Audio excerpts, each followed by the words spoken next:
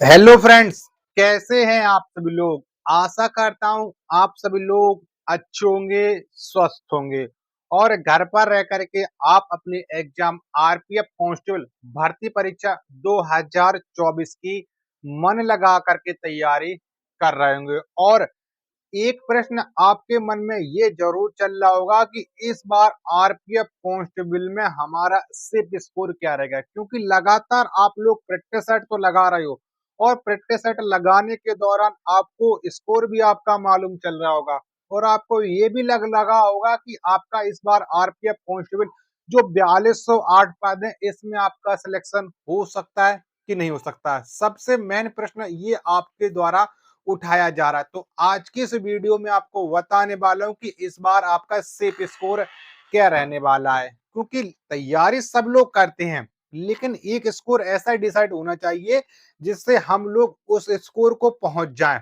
देखो, फाइनल जो आपका पेपर का लेवल अभी किसी को मालूम नहीं है, ठीक है, कि पेपर का लेवल कैसा आएगा, किस तरीके के प्रश्न पूछे जाएंगे, कौन सा टॉपिक सबसे ज्यादा सरल पूछा जा सकता है। लेकिन हर एक स्टूडेंट तैयारी हर एक स्टूडेंट करके जाते हैं।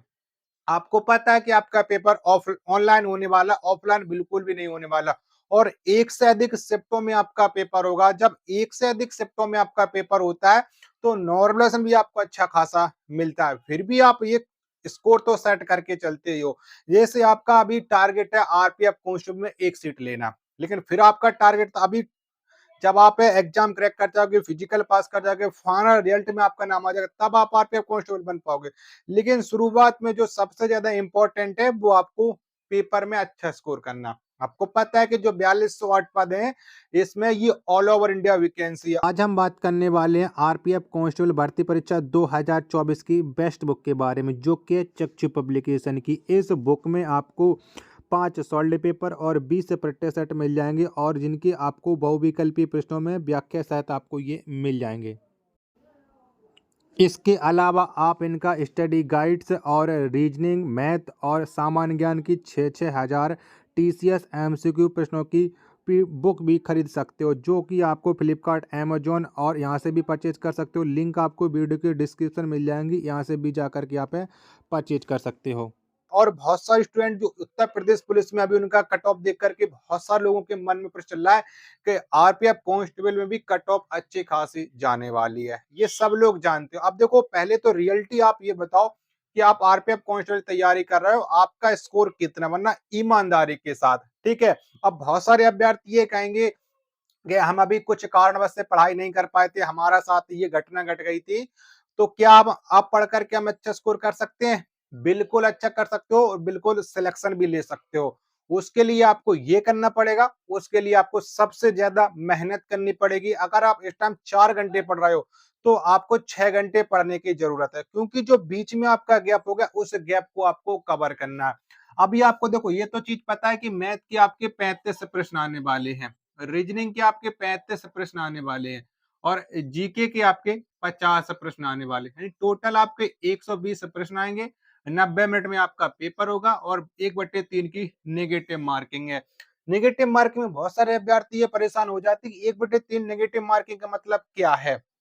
देखो, अगर आप 3 प्रश्न गलत करोगे तो एक जो आपका सही प्रश्न है वो कट जाएगा। इतना सीधा सीधा समझ लीजिएगा।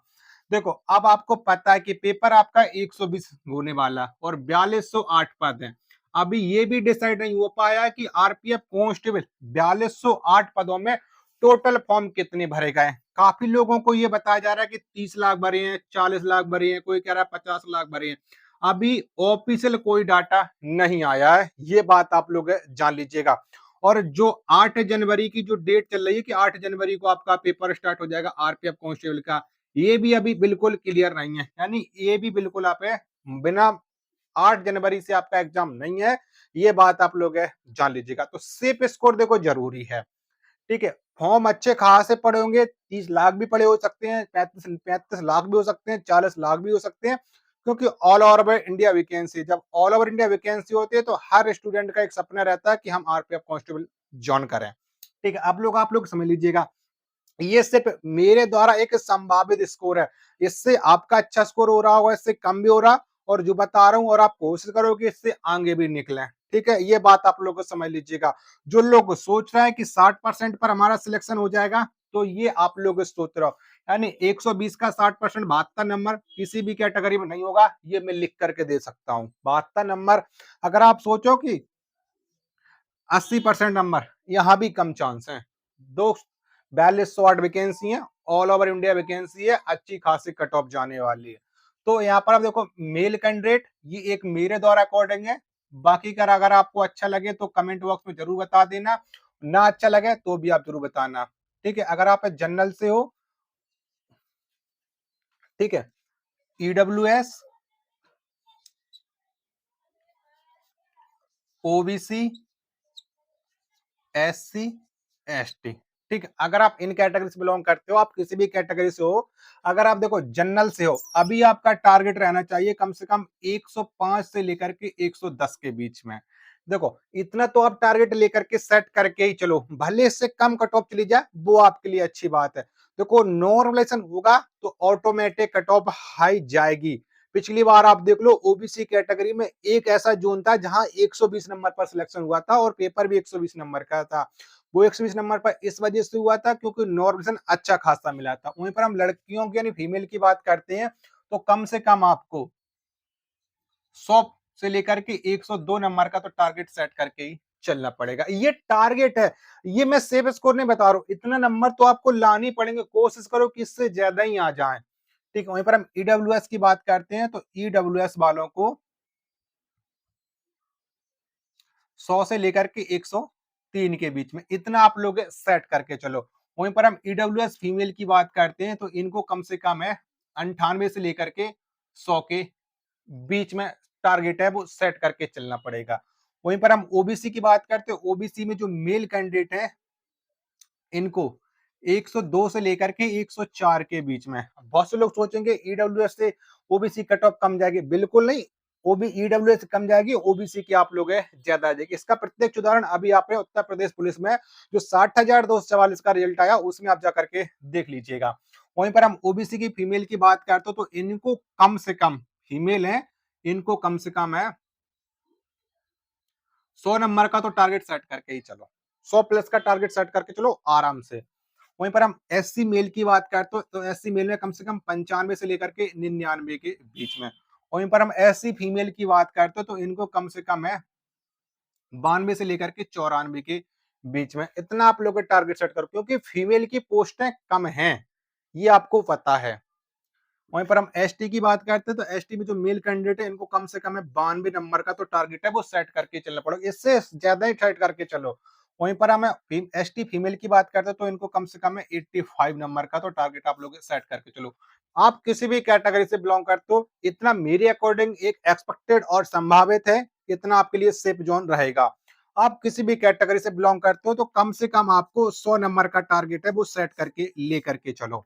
बहुत सारे लोग कहेंगे इतनी किसी भी कीमत पर नहीं जाएगी, तो ये आपके अकॉर्डिंग नहीं जाएगी ना, क्योंकि आप पढ़ाई नहीं कर रहे हो। अभी प्रत्यक्ष में जाइएगा लाइब्रेरी में, आरपीएफ कांस्टेबल का जिस बच्चे ने फॉर्म भरा होगा वो आपसे ज्यादा मेहनत कर रहा है क्योंकि सिलेक्शन लेना, और आप क्या है, आप कर रहे हो टाइम पास है। आप यही देखते रहते कट ऑफ बहुत कम चली जाएगी, 60 नंबर पर सिलेक्शन हो जाएगा, 70 पर हो जाएगा, तो ये उम्मीद रखे हो ना, इतना खत्म कर दीजिएगा उम्मीद। बहुत कम वैकेंसी है, जब वैकेंसी कम है तो कट ऑफ ऑटोमेटिक हाई जाएगी, आपसे भी ज्यादा पढ़ने वाले बच्चे हैं। ठीक है, ये बात आप लोग जान लीजिएगा। कम से कम अपने आप को पहचानो, आप मॉक टेस्ट लगा रहे होगे ना, मॉक टेस्ट के दौरान आपको अपना स्कोर पता चल रहा होगा। नहीं पता चल रहा और आप मॉक टेस्ट नहीं लगा रहे हो तो ये आप अपने साथ सबसे ज्यादा धोखा कर रहे हो, धोखा कर रहे हो, इसका उदाहरण आपको एग्जाम में आपको पता चल जाएगा। आशा करता हूं ये जानकारी आपको जरूर पसंद आई होगी, तो वीडियो को आप एक बार लाइक करें। चैनल को अभी तक आप लोगों ने सब्सक्राइब नहीं कर रखा होगा तो चैनल को आप लोग जरूर सब्सक्राइब कर लीजिएगा। मिलते फिर अपने एक और नेक्स्ट वीडियो के साथ, तब तक के लिए धन्यवाद। जय हिंद, वंदे मातरम।